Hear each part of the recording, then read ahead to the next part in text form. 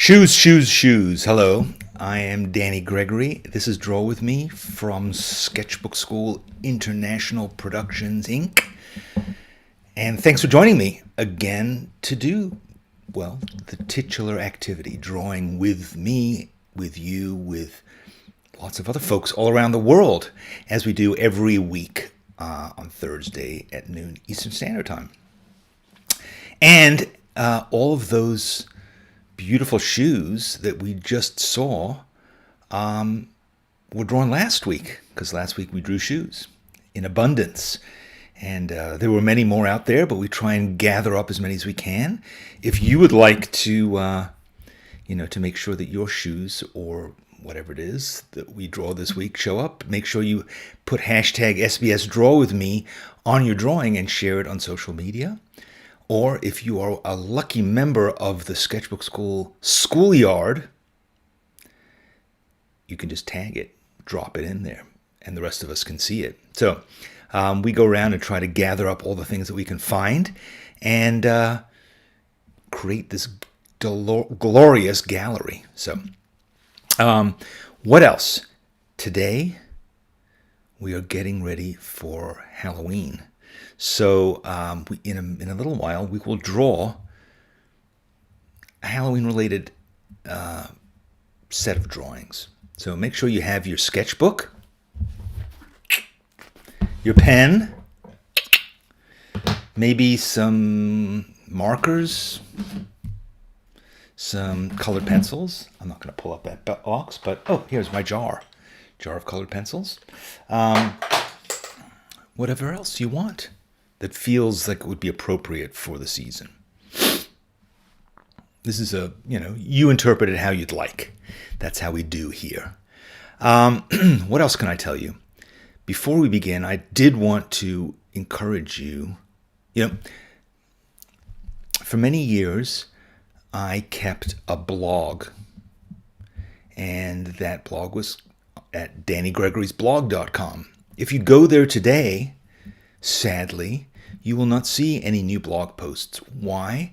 Because I no longer post there. Blogs, they're so, 2012. But the new thing that I've been doing is a thing called Danny's List. And it is a list of people who are interested in getting blog-like things from me sent directly to them without the horrible inconvenience of having to type in DannyGregory'sblog.com and go over there and open your browser, do all that stuff. Instead, ping, it just appears magically among all the other emails that you get. Important emails, trivial emails, and then this, the most important email you will receive every Friday from me. It'll be an essay of some kind, sometimes insightful, sometimes moving, sometimes ludicrous, all complimentary with my compliments to you. Hope to inspire you, entertain you, make you think. Okay, how do you accomplish this? How do you add this to your email box? You go to sketchbookschool.com/Danny's-list. Just go there, put in where you want me to send it. I'm not a mind reader. I have many skills. That's not one of them. And I will, tomorrow, send you a piece of motivational information, informational motivation that will arrive and transform your day, rock your world, or at least waste a minute or two of your time. So yes, so go do that. John Cromer got 138 emails yesterday. I wasn't to blame for any of them. Mine go out on Friday, and I only will send him one. Right, John? I hope that you appreciate it. It takes a lot of work to send an email, but I'm willing to do it for John Cromer and all my many other friends out there. So yes, Teresa is already on the list, is enthusiastic and excited. Believe me, tomorrow's is going to be a doozy. I think. I haven't figured out what it's going to say yet, but believe me, it will be fantastic. So you will enjoy it, and but only if you sign up for it. Now, let's say you're like, I'm just not an email dude. Don't do it. Not into email, into texting. No problem. No problem at all. Why? Because you can text me. You can text me at 919-298-8117. Operators are standing by. There are no operators standing by. There's just me and my phone standing by, eagerly awaiting a text from you. And I will read any text you send me. If you text me a drawing that you've done, I'll be ecstatic. But also, I will text you a drawing. I will text you a bon mot of some kind, some thought that fleetingly entered my cranium. And I will send it to you and go, oh, this is cool. You might like this. Here's an interesting article I saw. Here's a cool artist I discovered. Here's what I drew in my sketchbook today. Most days I send something out when I can be bothered. Again, only available in the United States. I'm sorry. The United States, it is the land of promise. Everybody here is wonderful and lucky and fortunate and gets amazing texts from me. Not everybody, but a lot of them. I don't tweet, I text. Okay? Soon, you foreigners will get them too. Hasn't happened yet. But you foreigners are welcome to get emails from me. So that's my compromise. As a previous foreigner, as you may or may not know, I was not an American citizen until 2 years ago. First presidential election I'll be voting in this coming Tuesday. Hopefully you will be too. If you're American. If you're not, don't bother. Please feel free to text me. And yeah, so generally the way it works is you text me, I read what you've written, I text you back, I send you a thing. It just goes back and forth like this. You know how texting works. This is the 21st century. I'm sure your phone can do it. It's been around for a while. Okay. And the other thing I wanted to talk to you about is this. It's mysterious, albeit. This thing, what is it? No, I'm looking the wrong way. It's over here. Here it is, floating in the air. Not quite. It's right there. All right, so let me just get rid of this stupid thing. So yes, so this majestic thing. Yes. Here it is. Yes, it is flashing enticingly here in my hands. This is a thing that's coming. It's a thing that we have been working on for, I would say, dogs' years, but even dogs haven't lived as long as we've been working on this thing. It is a fantastic sort of brainchild of mine that me and the rest of the team of Sketchbook School have been working on for an awfully long time. A few people have been trying it out, and I have to tell you, I blush at the reaction that they have evinced so far. People are very enthusiastic about this thing. Yeah, and it is coming. And I hate to tease you like this. It's not really cool. It's kind of annoying. I appreciate that. But I will say, I'll give you a couple of indications as to what it's going to be. It's going to be a thing that you can join. Okay, joining is a word. It is going to be a thing that has enormous value, and it's a thing that will, I think, transform your creative life. It will make you make art more. It will make you make art better. It will make me speak English more good. And it will be fun, interesting, a great way to make friends all over the world, a great way to reach your creative goals. Even more importantly, perhaps, it will help you to figure out what the heck your creative goals are, which frankly, I know we sometimes wonder, what does that even mean? So all of these things will manifest in this all-important thing that I'm balancing here on my finger. Okay? So we'll talk about it more, I promise you. But I want you to be open-minded because this is very, very important to me.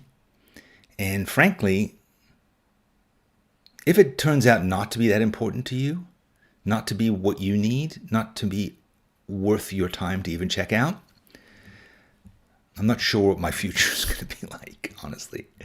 I have a lot riding on this thing. And, I'm getting old.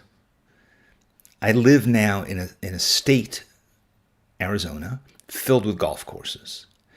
And every morning I walk on a golf course, and the golf course calls out to me and says, Danny, buy some golf clubs. Play with me. Take lessons with a pro. Stop this drawing nonsense. Be a man and join other men here on the grass playing golf. Do that instead. Go fishing. Watch sports on TV. Do those things that you're supposed to do at your age.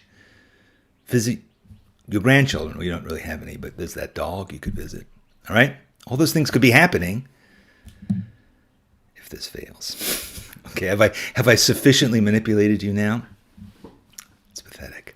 It is pathetic. So, all right, here we go. Halloween. Okay, Halloween. Let's go to the sketchbook. All right, we're going to the sketchbook. Here we go. This sketchbook, by the way, is almost finished. Almost. Oh, look at that one. Yeah. Enticing, right? Yeah. Here's a page. I'll show you. I'll take you through all these eventually. But okay. Oh, this is exciting. So finally, our two dogs, Joe and Tim, passed away. And for 2 years, we've been dogless. And we now have this person in our future. We put a down payment, a deposit, on a freshly minted pug. My wife, Jenny, loves pugs, so that's why we're getting one. But I like dogs of all kinds. It doesn't really matter. But yes, so we're going to get this dog. And we're picking her up, in fact, a week from tomorrow. We're going to drive to Los Angeles and pick her up. We've named her Twiglet, even though we haven't met her. We've seen many photos and videos of her, Twiglet. And here in Etymology Corner, you can see that she's a pug, which led us to pig, which led us to piglet, which led us to Twiglet. For short, Twiggy, the twig, Twigster, Miss T. Okay, so this is all that's happened around her naming, because we don't have her, so all we can do is sit around thinking about things to name her. So once we get her here, I can only imagine what will go on with the naming situation. Barbara Delano has a pug. There we go. We're not alone. Although I have to say, finding a pug breeder around here was very difficult. That's why we're driving for 5 or 6 hours to get her. All right, but that's enough of her. Let's move on and talk about what we're going to draw. So I was thinking about Halloween, and I thought, what could be kind of fun is to draw some classic monsters. Sort of not 100% Halloween-y, but Halloween related. And of course, Warner Brothers made so many great classic black and white monsters. And I thought, these are the characters we really know. So let us focus on that. Oh, man, a lot of people have pugs here. Rosilla has a pug.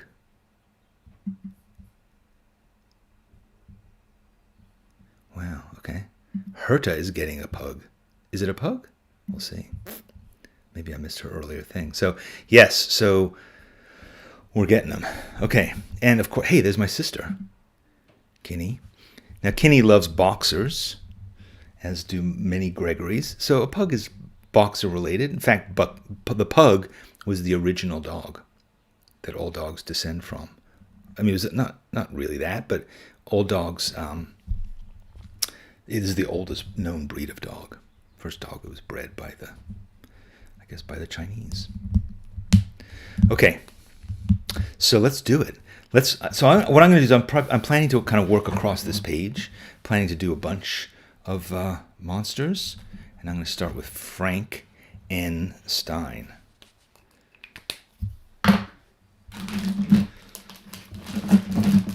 Should I go Herman Munster green? Herman Munster is green, I think, right? Should I go that direction? Maybe. Maybe I will. Maybe I'll pull out the Ecoline.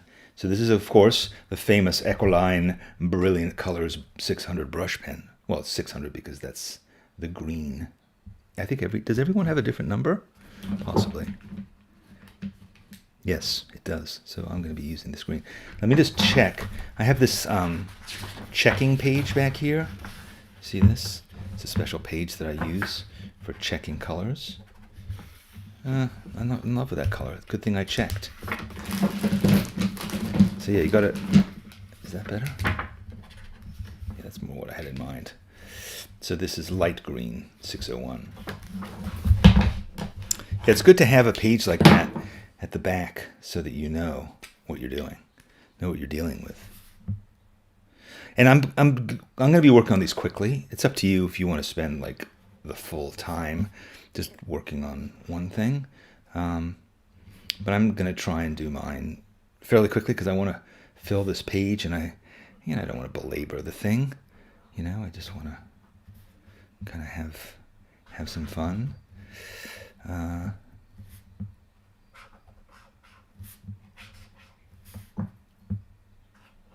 Got that big kind of Cromanian forehead. So this is Boris Karloff. Isn't it Boris Karloff? I'm pretty sure it's Boris Karloff playing Frankenstein. Not Frankenstein actually, but Frankenstein's monster.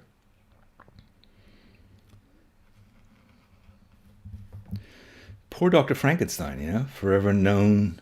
His name is given to his monster instead of to him. Poor Victor. So yeah, you got to have that scar there, which I have, by the way. I have a similar scar on my forehead, belying my monstrous heritage. Well, past.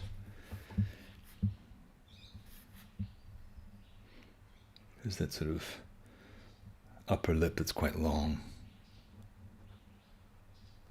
Kind of dim-witted look. Although I'm sure you've read the book.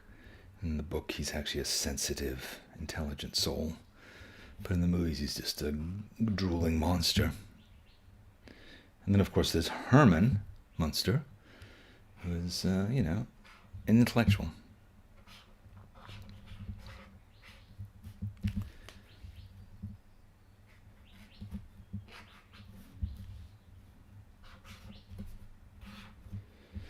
It's sort of, mine has kind of an arrogant look to it, right? Sort of I'm better than you. I'm man-made.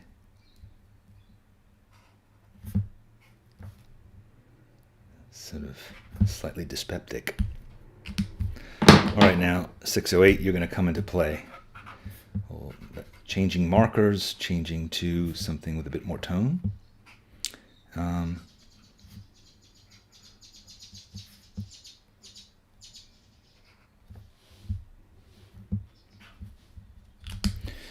And I think I'm going to bring in my monstrous set of Derwent colored pencils, Inktense colored pencils.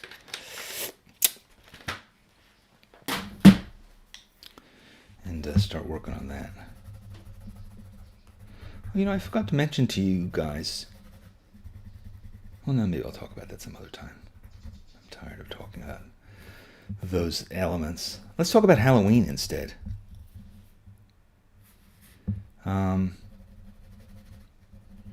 When I was a kid, I didn't grow up in America, and so we didn't have Halloween. Now Halloween is basically an international holiday, I think, but it really wasn't. At least I didn't experience it as one when I was a kid. And I came to America when I was 13, but by then it was kind of a bit long in the tooth to be gallivanting around in a costume in the street. I was at that stage just before, like when you become a teenager, then alcohol gets involved, and you get to dress up and then go out drinking with your friends, pretending that you're trick or treating. I know that because I had a teenager living in my house at one point, my son. But 13 was a bit too young for that. And besides, I was like a weird foreigner that had just entered the country, so I didn't really have that. So I just didn't really experience it much. I don't know that I missed that much, but but for a while, I lived in Israel when I was 10, 11, 12. And Israel does have one holiday where kids get to dress up. It's called Purim. Purim it's actually a biblically based holiday. And for some reason you get to dress up. I can't remember the exact reason why. But kids dress up. It's lots of fun. And I do remember the one time that I dressed up, I didn't know what to do, had to dress up with. And my mother, I think it was, said, "Why don't you dress up as a girl? I have a wig you could wear." I was a slow child, and I was like, yeah, I guess so. That'd be cool. Could see that. From somewhere, I ended up in a skirt and a wig. I believe some rouge. And I just remember going to school on the bus. Can you tell where the story's going? So I went on the bus, and when I got onto the bus, everybody just assumed I was a girl. And in fact, in Hebrew, like in many languages, there is a feminine verbs as well as masculine ones, and everybody addressed me in the feminine as if I was a girl, and that was kind of it. So it wasn't really. It didn't even seem like a costume. It was almost like I was. I don't know. It's just a girl for the day. So that was an interesting experience. Kind of the one time I dressed up.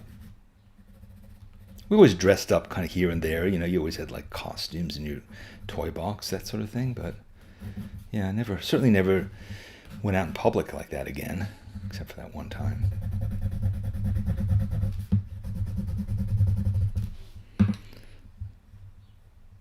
All right, so mine is a bit more slender. It doesn't have quite the eyelashes that Boris Karloff had.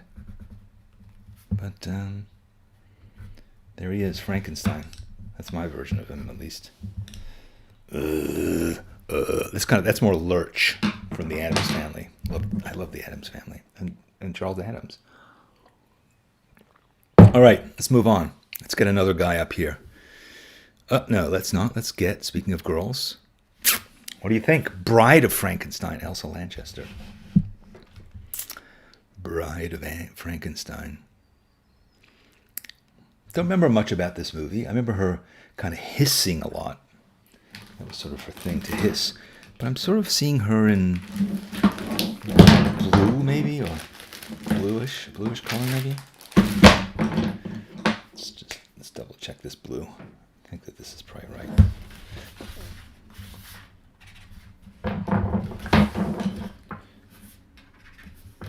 It's a little dark.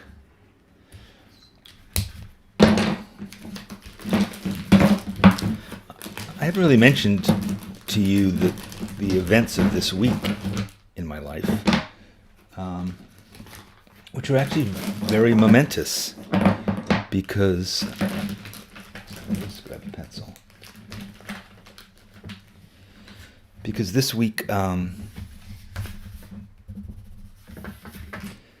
we moved officially here to Phoenix. We've left New York officially, completely, 100% now. That took two. I'm gonna have to go with this. That took two forms. A giant moving truck across the country with all of our stuff in it, from New York to Phoenix.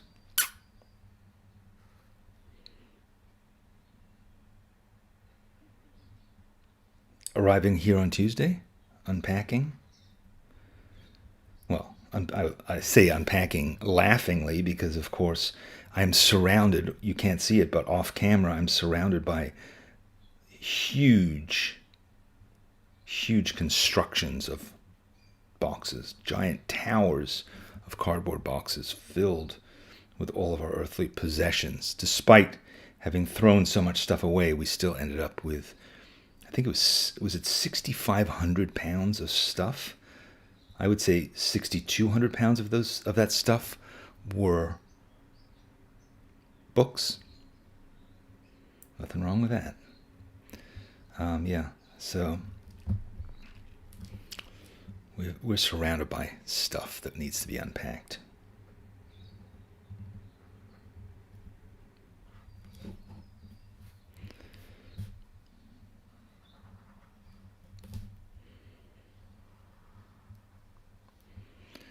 And we also officially closed on our apartment in New York. We are no longer landowners in New York City after many years of that.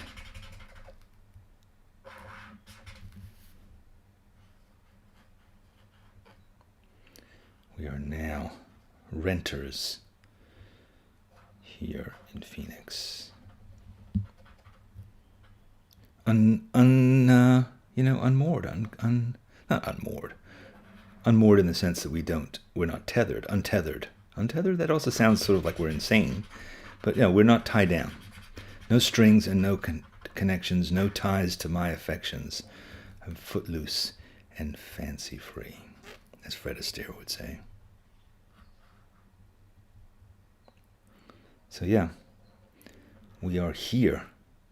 And I have to say, we had a brutal summer, as you've heard me whinge and complain about over the course of the last few months, if you've bothered to listen.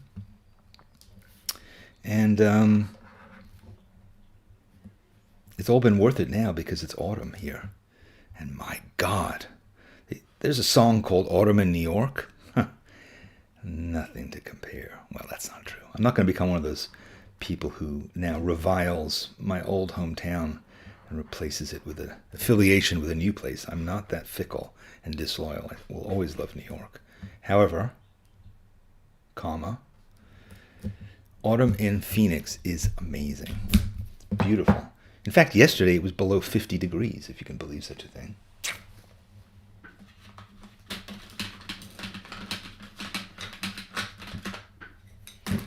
So it's been worth it after a summer of broiling.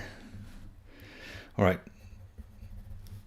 My apologies to Elsa. Made her a little masculine, I think. But maybe I can fix that.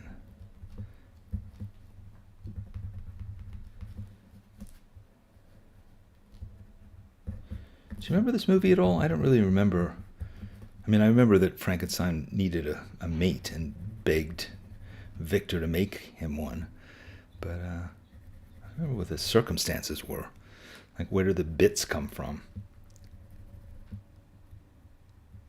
Like, what befell her in the end? Oh, that's right. Didn't Frankenstein do something to... The monster did something to the doctor's wife or something, and in return, Frankenstein killed... I don't know. There was some kind of vendetta that went back and forth between the two.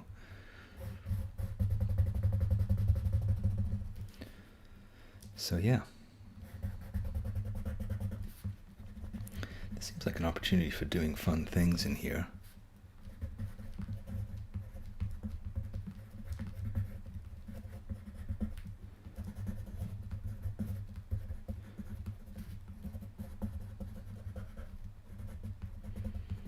What's Halloween going to be like this year? We were debating, like, do we even buy candy? Because you know what's going to happen, as it invariably does happen. You buy, like, huge amounts of candy. That's what my wife loves to do. She'll always buy things, from Costco in, like, giant, 50-gallon drums of Reese's Pieces or something. And then nobody will show up. And we'll have the misfortune of spending the rest of the autumn surrounded by enticements, and we'll just shovel our way through all those bags of candy. Is that what's going to happen? Maybe. Because no kids show up? We live on a little tiny street that has like our entire little mini neighborhood has about 6 houses in it. And I don't even know. I don't think there even are any kids in our neighborhood. We don't know our neighbors very well. Why? Because we've been quarantined since we moved here. Well, not really quarantined, but you know what that's like. All right, let's move on. I've abused her enough. Here we go. Let's see who's up next. Ah, yes. Here we go. Dracula. Man, I do like Dracula. I think he's the best so far. The best of these guys, don't you think? This is Bela Lugosi. COVID-19. Oh.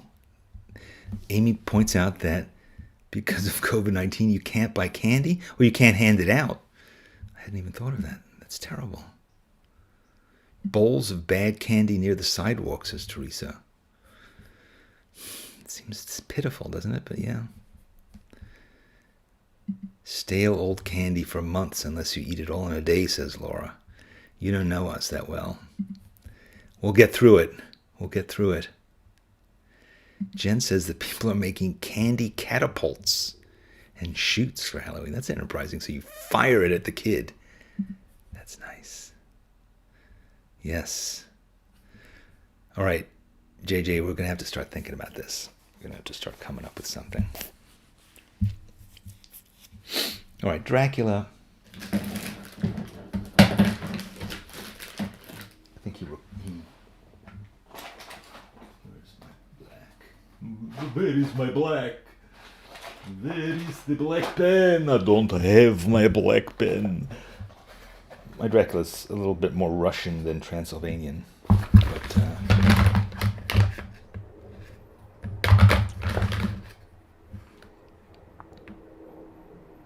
I'm not going to make him black. I'm going to make him pink.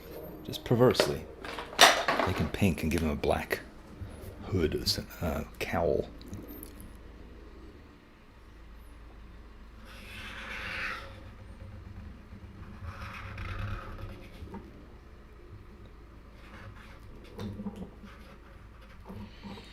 I'm giving him sort of Nosferatu ears. Did you ever see that movie Nosferatu? Todd Browning, I think it was. Was it Todd Browning? Anyway, Nosferatu, the first of the vampire movies. And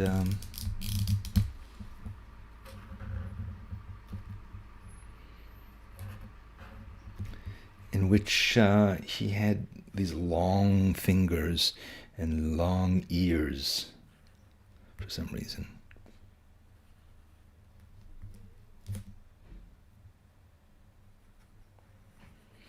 Oh, you'll be glad to know the lawn blowers have arrived. Speaking of monsters.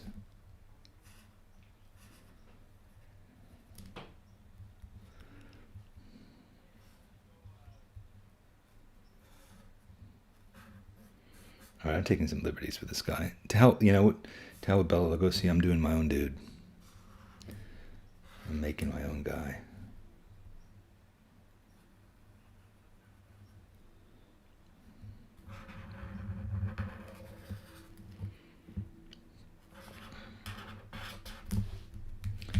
I'm troubled by the fact that my black pen doesn't seem to be around anywhere, but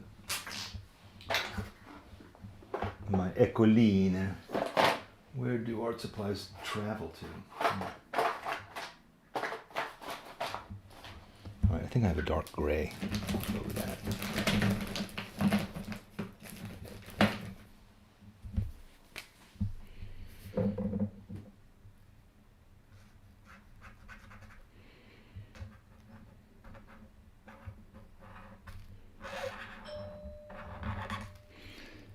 That's the doorbell.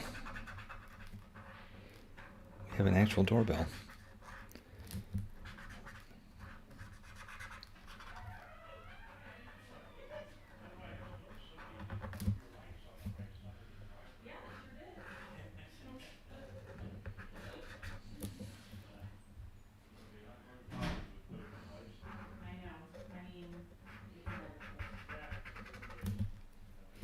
All right.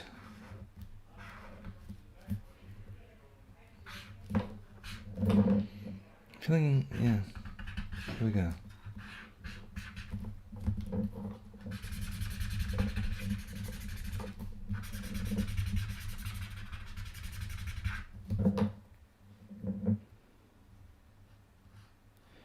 Bow tie.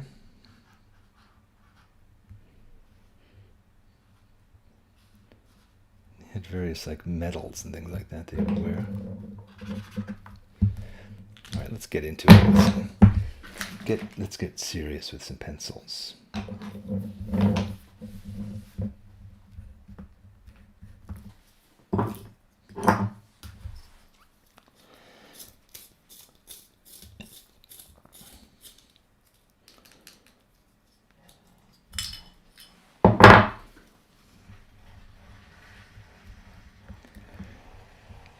Yep. Hopefully you're not going to be distracted by the baying of the lawn blower, leaf blower. It is autumn after all. It's the time of leaves. But you know, autumn is so different here in Phoenix. Because everything is a bloom. In fact, it's way more so than in the summer.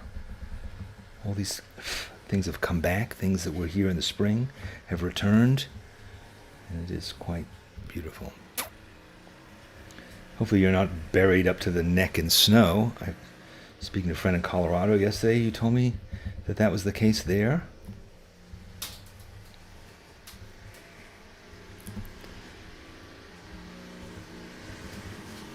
I think I'm going to have to give this guy a little tooth action. What do you think? Just one tooth. Just one?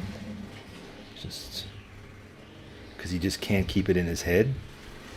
He's so excited to see you. There we go.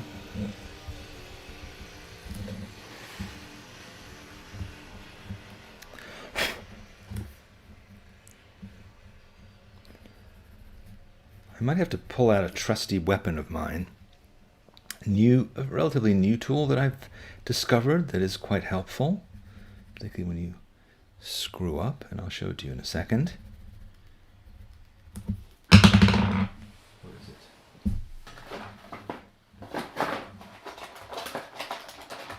Where are you, a magic tool? There you go. Presto! Here it is, the Jumbo Correction Pen.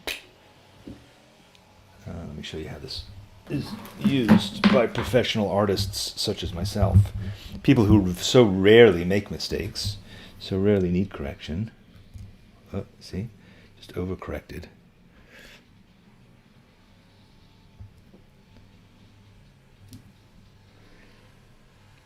Maybe we should give Elsa, let me just go back and look at her for a second. I just want to see, did she have any highlights? No. She had flat, dead eyes. So I'm not going to bother with that, but one of the things about Dracula was he had that hypnotic ability, you know, where he could hypnotize particularly young girls with his eyes, staring at them. I think that's what he's doing in this picture, like looking at you, mesmerizing you. This is the age of hypnotism, of Mesmer, Dr. Mesmer, the inventor of hypnosis. And it was a very intriguing idea for people at the time, that you could, you know, you could bewitch people with your eyeballs. I should try it sometime. I'm now going to try and hypnotize you from this little tiny window in the corner. You are falling into a deep sleep. You are getting tired. Your drawing is getting better and better and better. You are an amazing artist. You are doing an incredible drawing. When I snap my fingers, you will be delighted by what you've drawn. Did it work? Did it work? Worked on me. God, this is a great drawing of Dracula. Holy, as we say here in Arizona. That is Muy bien. Muy bien.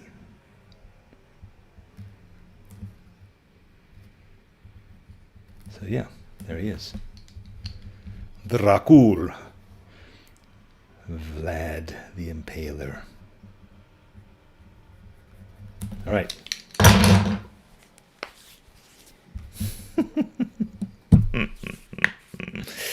All right, now let us round out this quartet. You know,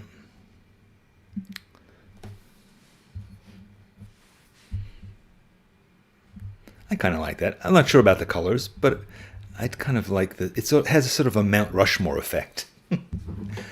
Mount Rushmore. All right. Here's the final one. You know?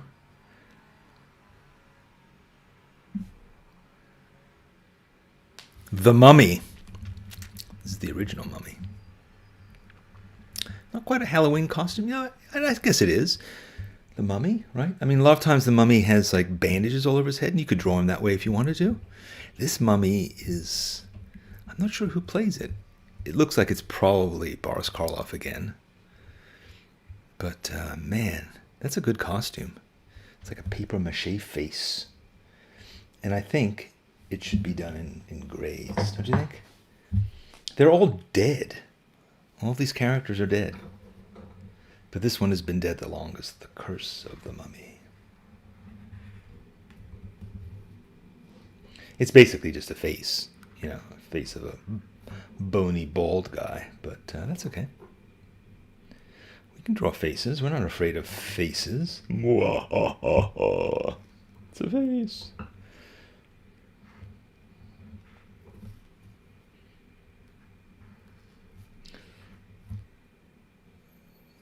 But maybe in the interests of, you know, really being obviously a mummy, I think I am going to do the bandage thing. I'm going to have to invent that. You know, he has to have those sinister eyes, so I'm definitely going to do that bit. But I think, because look at those eyes. Those are probably the scary. This is probably the scariest of this group, right? I mean, Bride Frankenstein's really not scary. She's sort of ridiculous. And Dracula's kind of scary. I mean, the most threatening in some ways, but not in his look. But this guy has a really scary look. Okay, so now he just looks kind of like a guy. But just you wait. Just you wait. You'll see. You laughed at me. You doubted my ability to draw something terrifying. Well, you'll pay. You will pay. It's gotten into me today. It's my excitement about Halloween. Okay. So, yeah.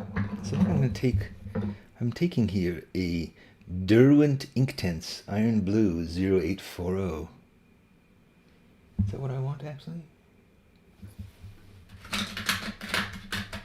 These Inktense pencils have this thing called an outliner. And I think what it is it's a pencil that is not, unlike the Inktense pencils, it is not water-based. You know, like the other colors, you can go over with a water brush, and it turns basically into paint. But not in this case. I think that the outliner is designed simply to,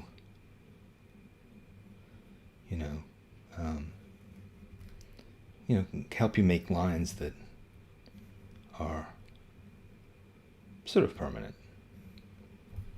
And then if you paint over them, they won't turn into paint.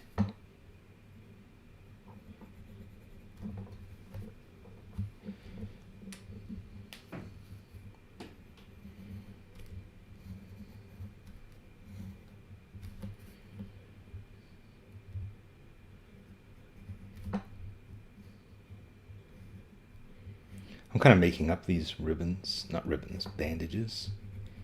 Are they bandages? Whatever it is that mummies are wrapped in.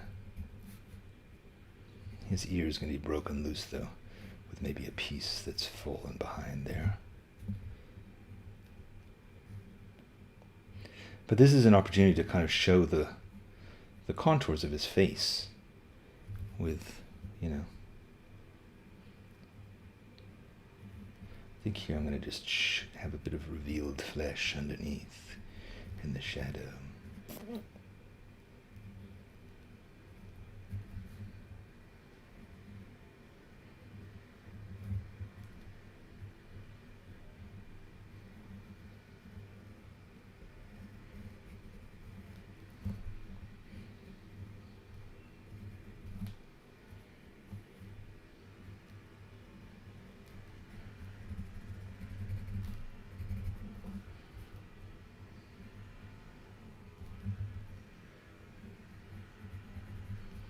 It's been a long time since I've looked at a mummy.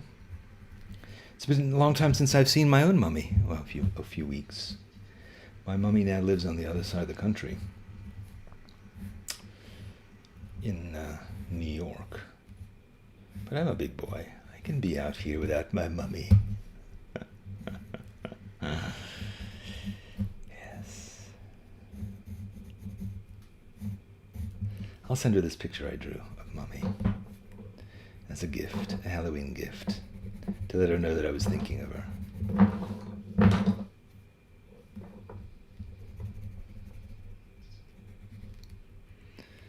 Mummy dearest.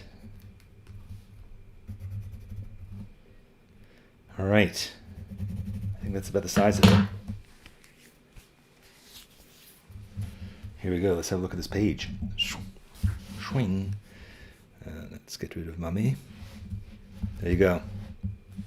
An attractive group of folks. I'm going to write some stuff here. Should I do it now? No. I'm going to get in trouble if I go too late with this. So yes. Maestra Imperfetta. Yes, you've definitely got to buy Aquilina pens. They are, I don't know, they're juicy, they're flavorful, they're bright, you can contour them. And I would say in conjunction with these Derwent Inktenses, you have a really exciting group of things at your disposal. Let me just demonstrate. Is this a good brush? Yeah. Let me just demonstrate I'm going to soften her skin a bit and make her look more kind of crazy by, all I'm doing is taking this water brush, which is soiled with ink, but it contains nothing but water, and I'm just going over these lines that I made with the Inktense and turning them into beautiful color. More intense than they were before, befitting the name. But you're getting a bit more of that look, because the lighting on that MGM still, I don't think that was a scene from the movie. I think that was just like a photo done for the promotion. But it has that sort of film noir, lit from below look that is eerie and ghoulish. And you get it much more when I knock back those lines, right? So, yeah, I think that's more successful now. Can you see?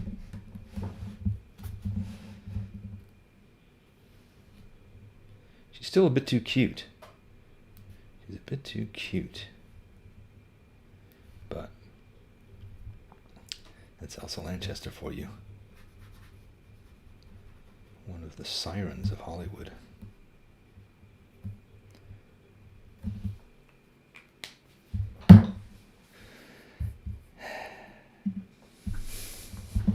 That was fun, wasn't it? It was fun. It was surprising, nostalgic, terrifying. All those things, just like me. I am those things and more. And so are they watercolor pencils? They're not. They're Inktense, Derwent Inktense pencils. Google them. There are volumes written about them. They are fantastic. Okay.